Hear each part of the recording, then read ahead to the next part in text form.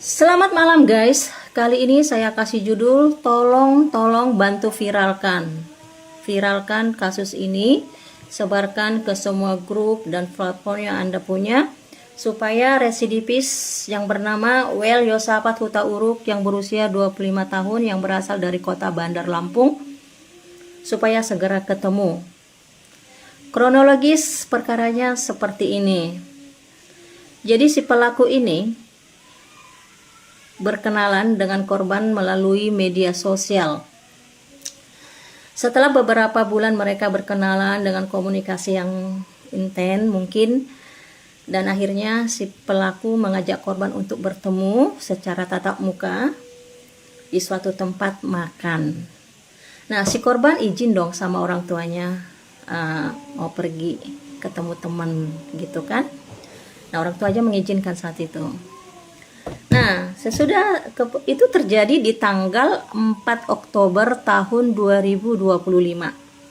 Nah, sesudah anaknya pergi, ditunggu sampai malam, belum pulang, otomatis kecarian dong orang tua ya, bersama seluruh anggota keluarga kecarian, mereka cari di mana-mana, tanya keluarga-keluarga, ikut mencari, tidak ditemukan. Sampai keesokan harinya tanggal 5 Oktober tahun 2025 belum ketemu. Di sore hari tanggal 5 itu pihak keluarga melakukan laporan ke kepolisian dengan berita acara kehilangan anak. Dari tanggal 5 sampai tanggal 6 semua keluarga mencari keberadaan anak tidak ditemukan. Yang pada akhirnya tanggal 8 si korban dibuang si pelaku di jalanan, dan si korban merasa takut pulang ke rumah karena dia sudah mengalami pelecehan seksual oleh si korban, oleh si pelaku. Si korban tidak berani pulang ke rumah orang tua dan dia pulang ke rumah temannya. Orang tua temannya mengantarkan dia ke rumah keluarganya. Dalam kondisi tekanan psikologis berat, sudah sampai di rumah, si anak ini terlihat murung dan sering menangis. Kemudian orang tuanya bertanya, apa yang terjadi, kamu dari mana? Banyaklah pertanyaan, akibat kegelisahan hati seorang orang tua. Dan akhirnya si anak ini mengakui bahwa dia sudah disekap selama 4 hari di rumah indekos, di rumah kos-kosan di daerah Bandar Lampung. Kebetulan Bandar Lampung dengan rumah si korban ini agak jauh. Dan di sana dia diperkaos selama 4 hari itu. Ya, dan setelah itu terjadi anak ini dibuang di jalanan dan pulang sendiri ke rumahnya. Handphone disita. Handphone diambil sama si pelaku. Nah, sesudah mendengar cerita dari si anak ini, orang tua melaporkan si pelaku ke kepolisian Bandar Lampung tentang pelecehan terhadap anak di bawah umur. Ya, korban saat ini berusia 17 tahun dan masih duduk di bangku sekolah, bangku kelas 2 SMA. Ya. Nah, kemudian sampai sekarang ini si pelaku belum ketemu dan masih berkeliaran bebas ke sana ke sini. Untuk pelaku, nih tolong kamu dengar ya. Kamu lebih baik kamu menyerahkan diri secepatnya, karena beritamu ini sudah sampai di mana-mana dan sudah ditangani kepolisian. Ke lubang semut pun kamu bersembunyi, kamu akan ketemu. Tidak ada manusia yang tenang setelah melakukan kejahatan. Segera kamu menyerahkan diri ke kepolisian ya. Jangan sampai kamu di masa masyarakat ketika ketemu kamu setelah video ini tersebar. Jadi tolong segera menyerahkan diri. Kemudian untuk kita yang punya anak, untuk orang tua. Orang tua, walaupun anak kita sudah SMP, SMA, bahkan kuliah, kita harus tetap mengadakan pengawasan terhadap gadget. Di era gadget zaman sekarang ini, di mana jarak sudah tidak menghalang lagi untuk orang-orang berkomunikasi dan berinteraksi. Orang tua harus tetap kita menjaga anak kita.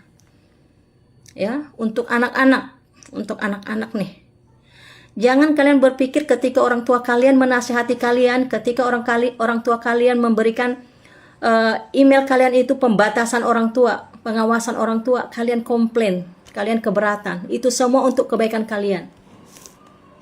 Jangan sembarangan berkenalan di media sosial. Jangan sembarangan ketemu orang-orang asing yang tidak kalian kenal. Jangan sembarangan menerima apapun dari orang yang tidak kalian kenal. Jangan sembarangan memberikan handphone kalian dipinjam orang lain. Jaga privasi, jaga harga diri, jaga keselamatan. Jangan jadi anak pembangkang ya. Begini akibatnya nih.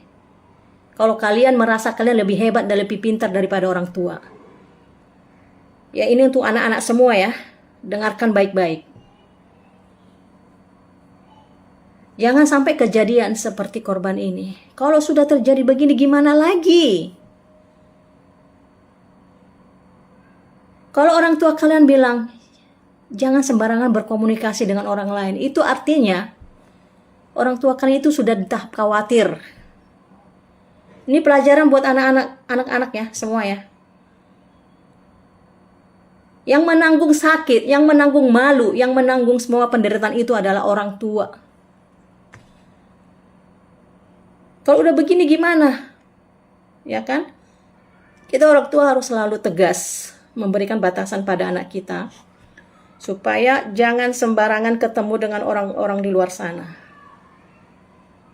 Jangan sembarangan. Kalau diiming-imingin ini, diiming-imingin handphone, apalagi anak zaman sekarang, kalau udah dikasih handphone keluaran terbaru dengan harga puluhan juta, wah, lupa segalanya. Baru kejadian dekat rumah saya seperti itu. Diiming-imingin handphone, ketemu anak ini permisi dari orang tuanya mau berenang. Berdua sama temannya, tapi di tengah jalan anak ini dijemput naik motor sama penjahat. Gak pulang 3 hari. Padahal ada nggak handphonenya? Nggak ada. Ini hanya modus kejahatan. Jangan terlalu polos ya anak-anak ya. Kita harus menjaga diri kita harus menjaga keselamatan kita. Ya, supaya kita lebih ini, orang tua pun harus lebih menjaga. Harus ada kinerja. Nah, untuk pelaku segera menyerahkan diri. Yang kedua, untuk keluarga pelaku harus bekerja sama dengan pihak kepolisian, memberitahu di mana keberadaan si pelaku ini. Tidak ada gunanya kita melindungi anak bejat seperti ini. Kalau anggota keluarga mengetahui keberadaan si pelaku ini di mana, tolong memberikan laporan ke kepolisian terdekat. Tapi saya lebih berharap si pelaku segera menyerahkan diri supaya hidupmu tenang. Karena apa? Apapun yang kamu lakukan, kejahatan apapun yang kamu lakukan dan kamu bersembunyi, sejauh apapun kamu bersembunyi, kamu akan dibayang-bayangi oleh bayangan si korban. Ya. Tolong teman-teman semua kita sebarkan berita ini. Ini pelakunya ada di sini, kita sebarkan ke semua supaya si pelaku segera tertangkap. Supaya tidak ada lagi korban-korban yang lain yang dilakukan si pelaku. Aku yakin sesudah nanti berita ini hilang, dia nggak tertangkap, dia pasti akan melakukan hal yang sama. Dan pelajaran untuk orang-orang di luar sana yang melakukan kejahatan yang sama.